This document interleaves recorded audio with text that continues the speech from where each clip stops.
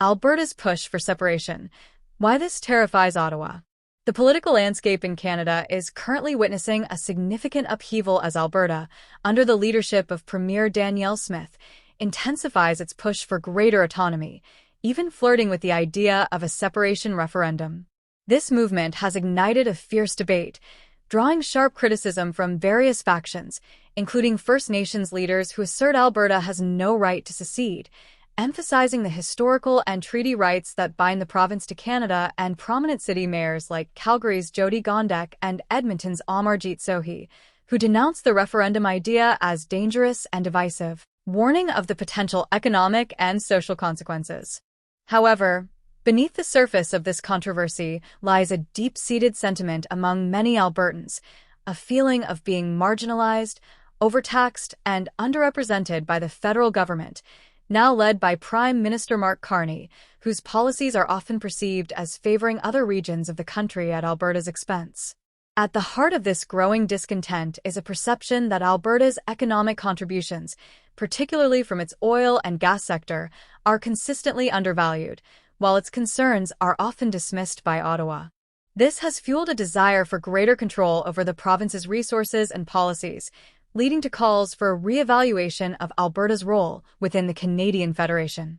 The prospect of a referendum, while controversial and fraught with legal and constitutional challenges, is seen by many as a legitimate means to address these grievances and assert Alberta's interests on the national stage, forcing Ottawa to acknowledge and respond to the province's concerns. Premier Smith's government has taken concrete steps to facilitate a citizen-led referendum, significantly lowering the bar for signatures required from over 600,000 to a more attainable 177,000. Furthermore, the collection period has been extended from 90 to 120 days, providing greater opportunity for citizens to participate in the process and express their views on the province's future. This legislative change has been presented as a move towards enhancing democracy, empowering Albertans to express their concerns and shape their future, giving them a direct voice in determining the province's relationship with Canada. However, critics have vehemently opposed these measures, branding them as a threat to national unity and warning of the potential for societal division. They argue that the referendum could destabilize the region, scare away investors, and ultimately harm Alberta's economy, leading to job losses and a decline in living standards. Yet, proponents of the referendum argue that the real threat lies in the decades of perceived economic mismanagement and federal overreach that have fueled discontent in Alberta, leading to a sense of disenfranchisement and alienation, making a strong statement to Ottawa that Alberta's concerns must be taken seriously. The reaction from political elites has been telling, revealing a deep-seated concern about the implications of Alberta's push for greater autonomy. Doug Ford, the Premier of Ontario, initially criticized Smith's stance but later suggested that discussions on national unity and economic cooperation might be necessary, signaling a potential shift in his position and a willingness to engage in dialogue with Alberta. This shift in tone reflects a growing recognition of the need to address Alberta's concerns and find a path forward that respects the province's interests, preventing further escalation of the conflict. Meanwhile, the opposition from mayors like Sohi and Gondek is viewed by some as self-serving, driven by fears of losing federal funding and contracts tied to their positions. Their warnings about investor confidence being shaken by separation talk seem to overlook the fact that many Albertans feel their economic interests have already been compromised by federal policies, leading to a sense of resentment and frustration, fueling the desire for greater autonomy and control over their own affairs. The debate over Alberta's future has also drawn in prominent political figures like Pierre, Poilievre, the leader of the Conservative Party, who has expressed sympathy for Alberta's concerns and called for greater respect for provincial autonomy. His stance reflects a broader sentiment among Conservatives that the federal government should be more responsive to the needs of individual provinces and less inclined to impose top-down policies, allowing for greater regional diversity and self-determination. Constitutional experts, including Keith Wilson, have pointed out that there is a legal framework for separation, challenging the narrative that such discussions are unfounded or extreme.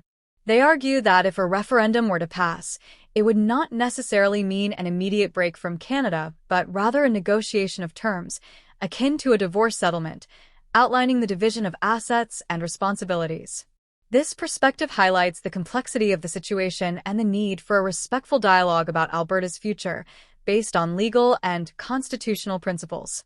Premier Smith has emphasized that supporting separation does not make one less Albertan. Rather, it reflects a legitimate response to years of feeling marginalized and ignored. She argues that Albertans have a right to express their concerns and explore all options for securing their future, including the possibility of greater autonomy or even separation, if that is the will of the people.